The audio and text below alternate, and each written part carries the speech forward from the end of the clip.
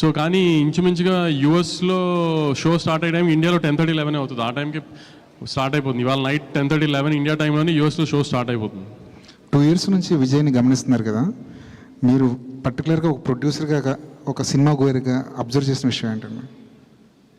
ఆయన కూడా మనలాగా ఒక నార్మల్ మనిషి, అనవసరంగా హంగామా చేసి దాన్ని ఇప్పుడు దాకా మీరు చూస్తున్నారు కదా, వారం 10 రోజుల నుంచి ఆయన అసలు చాలా నార్మల్ మనిషి. ఆయన అసలు హీరోలా కూడా ఇప్పుడు బిహేవ్ చేయరు. అసలు ఇంటర్వ్యూలు ఇవ్వకపోవడానికి మీడియాతో ఇలా ఉండి అలా ఉండే మీరు ఏమైనా గైడెన్స్ ఇచ్చారా? మీరు ఎందుకు అయినా అంతగా ఆయనకే పెద్ద టీములు తిరుగుతున్నాయి ఆయన చుట్టూ, ఏం గైడెన్స్ ఏం అక్కర్లేదు. కానీ ఎందుకు ఇప్పుడు మామూలుగా ప్రమోషన్స్ అన్నీ బాగా చేస్తాం కదా, ఇప్పుడు ఆ ప్రమోషన్స్ అన్నిటికీ మెయిన్ గోల్ ఏంటి, మాకు ఓపెనింగ్ కదా. ఆ ట్రైలర్ మీద కానీ ఇప్పుడు ఈ లాస్ట్ రిలీజ్ చేస్తున్న పాట మీద కానీ వీఆర్ వెరీ కాన్ఫిడెంట్.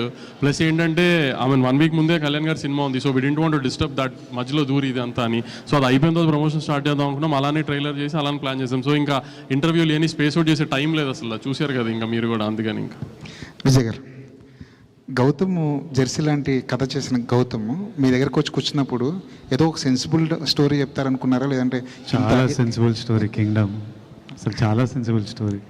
అంటే మీరు సీనియర్ జర్నలిస్ట్గా ఏం ఎక్స్పెక్ట్ చేస్తున్నారు ఈ సినిమా నుంచి? మీరు ట్రైలర్ చెప్తారు కదా, ట్రైలర్లో ట్రైలర్ కథ అంతా చెప్పేసాం, అది ఓకే, క్లియర్గా ఉన్నారు.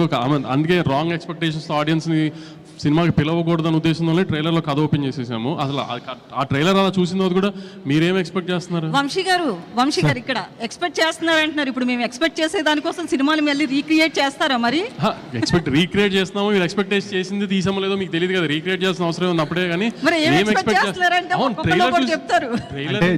చెక్ చేస్తున్నాం మేము పెట్టిన ట్రైలర్ కి ఆడియన్స్ కరెంట్లీ ఏంటి మూడ్, మీ ఎక్స్పెక్టేషన్స్ ఏంటి అని చెక్ చేయడానికి.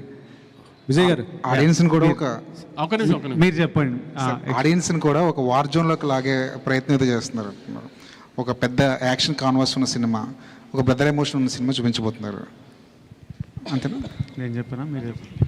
Definitely it's very high on emotion. Vamsi గారు